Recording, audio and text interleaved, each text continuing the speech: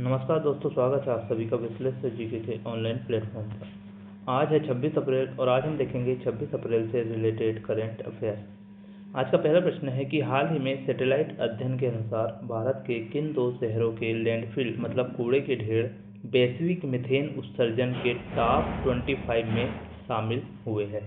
ठीक है, तभी हाल ही में मुंबई और सिकंदराबाद ये दो ऐसे जो शहर है भारत के जहाँ पर जो कूड़े के ढेर है ये वैश्विक स्तर पर जो है अपना मीथेन का रिसाव करते हैं।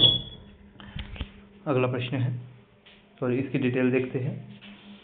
तो अभी हाल ही में मुंबई और सिकंदराबाद की बात करेंगे तो हालिया सैटेलाइट आधारित वैश्विक अध्ययन में यह पाया गया है कि मुंबई और सिकंदराबाद के लैंडफिल दुनिया के सबसे बड़े मीथेन उत्सर्जनों में से एक है।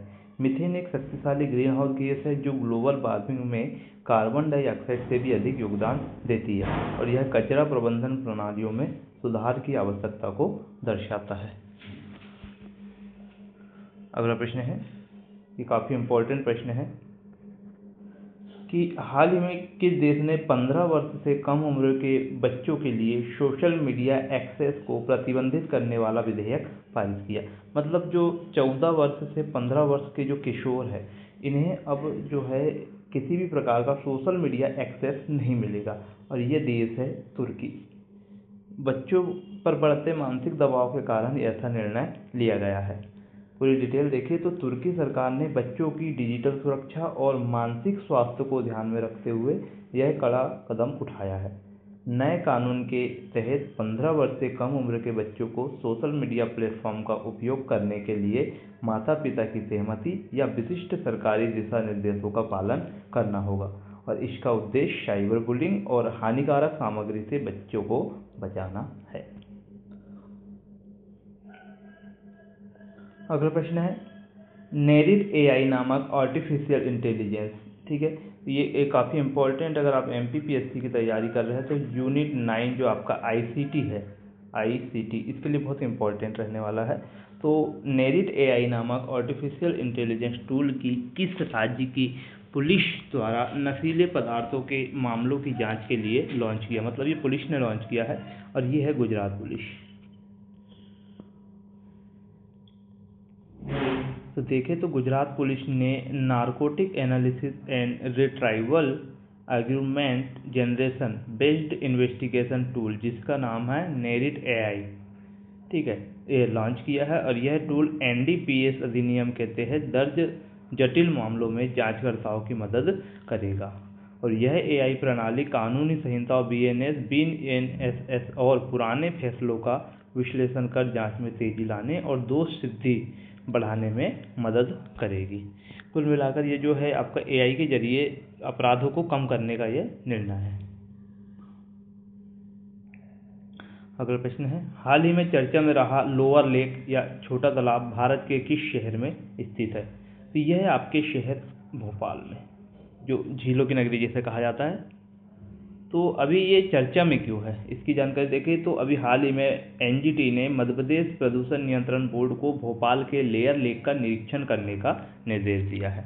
ठीक है, तो ये जो एनजीटी है, नेशनल ग्रीन ट्रिब्यूनल, इसने तो इसका इतिहास क्या है। तो इसका निर्माण 1794 में नवाब हयात मोहम्मद खान के मंत्री छोटे खान ने इसका करवाया था और इसका महत्व क्या है, यह अपर लेक बड़ा तालाब के साथ मिलकर भोज वेटलैंड बनाता है, बहुत इंपॉर्टेंट है, जो कि एक रामसर साइट है। और अभी रामसर साइट की अगर हम बात करें तो एक नया रामसर साइट जो है शेखा झील अभ्यारण्य जो है आपका अलीगढ़ उत्तर प्रदेश का जुड़ा है, उसको मिलाकर टोटल हमारे पास कितने हो गए, 99 रामसर साइट हो गए। एनजीटी की बात करें तो एनजीटी क्या है, तो भारत में पर्यावरण संरक्षण और वनों से जुड़े मामलों के त्वरित निपटान के लिए 18 अक्टूबर 2010 को स्थापित एक वैधानिक निकाय है। यह 6 महीने के भीतर मामलों को सुलझाने का लक्ष्य रखता है जिससे अदालतों को बोझ कम हो। इसकी और बात करें तो हम मुख्यालय इसका नई दिल्ली में है, इसी के साथ 4 क्षेत्रीय कार्यालय है जो कि भोपाल, पुणे, कोलकाता और चेन्नई में है। National green tribunal. अगला प्रश्न है, विश्व मलेरिया दिवस 2026 की थीम क्या है। ठीक है। तो अभी हाल ही में विश्व मलेरिया दिवस की जो थीम रही है यह है अधिक न्याय संगत दुनिया के लिए मलेरिया के खिलाफ लड़ाई को तेज करना। इसकी डिटेलिंग देखेंगे तो पहली बात तो हम बात करें तो प्रतिवर्ष हम कब मनाते हैं, तो प्रतिवर्ष 25 अप्रैल को दुनिया भर में मलेरिया के प्रति जागरूकता फैलाने के लिए यह दिवस मनाया जाता है। और मलेरिया एक जानलेवा बीमारी है जो प्लाज्मोडियम परजीवी के कारण होती है और संक्रमित मादा एनोफिलीज मच्छर के काटने से फैलती है। अगला प्रश्न है, भारत सरकार ने हाल ही में किस देश के साथ 30 बिलियन रुपए की करेंसी स्वैप सुविधा को मंजूरी दी है? तो अभी आप ही का पड़ोसी देश है एक मालदीव के साथ। तो अभी आर्थिक स्थिरता को बढ़ावा देने के लिए भारत ने सार्क फ्रेमवर्क के तहत मालदीव के साथ 30 बिलियन रुपए की मुद्रा विनिमय सुविधा को मंजूरी दी है।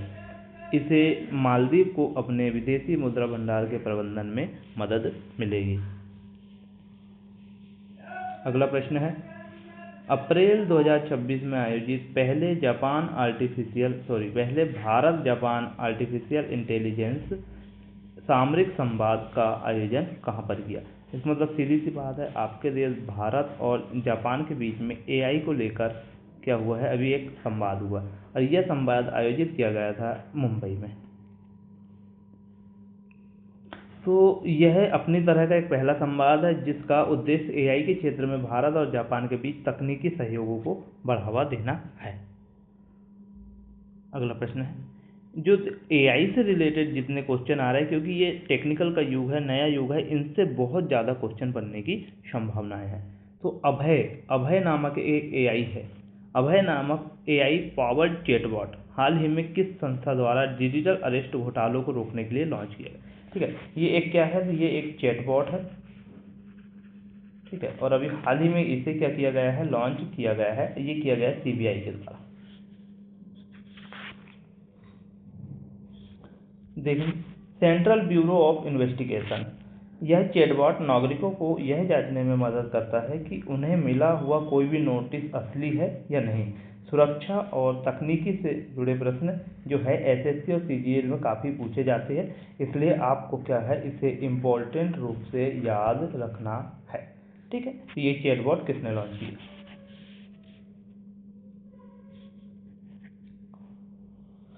हाल ही में एफएमसीजी दिग्गज कंपनी डाबर, जो आप देखते हैं डाबर च्यवनप्राश हुआ या कुछ भी, तो डाबर ने किसे अपने भारत के कारोबार का नया मुख्य कार्यपालन अधिकारी मतलब सीईओ नियुक्त किया है? तो ये किया है हरजीत एस भल्ला को।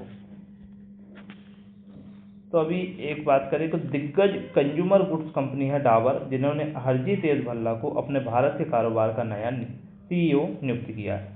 बात करेंगे वह मोहित मल्होत्रा का स्थान लेंगे, मतलब इसके पहले मोहित मल्होत्रा थे, अब हरजीत एस भल्ला होंगे और मोहित मल्होत्रा अब डाबर के बिजनेस हेड के रूप में बड़ी भूमिका निभाएंगे।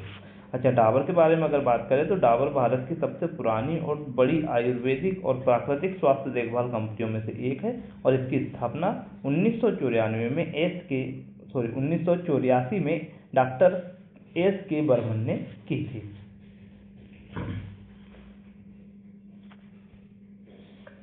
अगला प्रश्न है, हाल ही में नांदेदला भास्कर राव का 90 वर्ष की उम्र में निधन हो गया।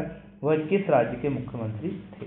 ये पूर्व मुख्यमंत्री थे और ये थे कहाँ के? आंध्र प्रदेश के। और अभी हाल ही में इनका क्या हुआ? निधन हुआ। इनकी डिटेल देखें तो इनका भी एक रिकॉर्ड रहा है कि नांदेदला भास्कर राव आंध्र प्रदेश के इतिहास में सबसे कम समय मात्र 31 दिन तक के मुख्यमंत्री रहने वाले नेता है और जिनका कार्यकाल अगस्त से सितंबर 1984 में भी मुख्यमंत्री बने थे। इनकी राजनीतिक सफर की बात करें तो उन्होंने एनटीआर के साथ मिलकर तेलुगु देशम पार्टी मतलब टीडीपी की स्थापना में महत्वपूर्ण भूमिका निभाई थी और बाद में कांग्रेस में शामिल हो गए थे और 1998 में खम्मम लोकसभा सीट से सांसद चुने गए थे। उनका 25 अप्रैल 2026 को हैदराबाद के एक निजी अस्पताल में अभी निधन हुआ है। और आज का ये इम्पोर्टेंट क्वेश्चन है कि राघव चड्ढा, जो कि काफ़ी चर्चा में है, भारतीय संसद के किस सदन के नेता है? ठीक है, तो भारतीय संसद में 2 सदन होती है, एक होती है लोकसभा और एक होती है राज्यसभा। ठीक है, तो अगर हम बात करेंगे जो राघव चड्ढा है, तो ये राघव चड्ढा जो है राज्यसभा के सदस्य है, ठीक है, राज्यसभा के सदस्य और काफ़ी कम उम्र के यंग है, सबसे कम उम्र के ये आपके है, ठीक है। लेकिन अभी राघव चड्ढा जो है चर्चा में क्यों है, तो चर्चा में जाने के पीछे कारण ये था कि इन्हें जो राज्यसभा में जो उपनेता होता है, मतलब जो बोलने का जो समय दिया जाता है, यह इनसे वापस ले लिया गया। और हाल ही में राघव चड्ढा ने क्या किया है, तो राघव चड्ढा ने हाल ही में बीजेपी ज्वाइन की है कुछ सांसदों के साथ मिलकर, तो अभी ये चर्चा में है। इनके लिए एक अलग से हम वीडियो बनाएंगे, ठीक है। तो आज के लिए हमारे करंट अफेयर्स में सिर्फ इतना ही था। तब तक के लिए आप हमारे साथ बने रहिए। जय हिंद, जय भारत।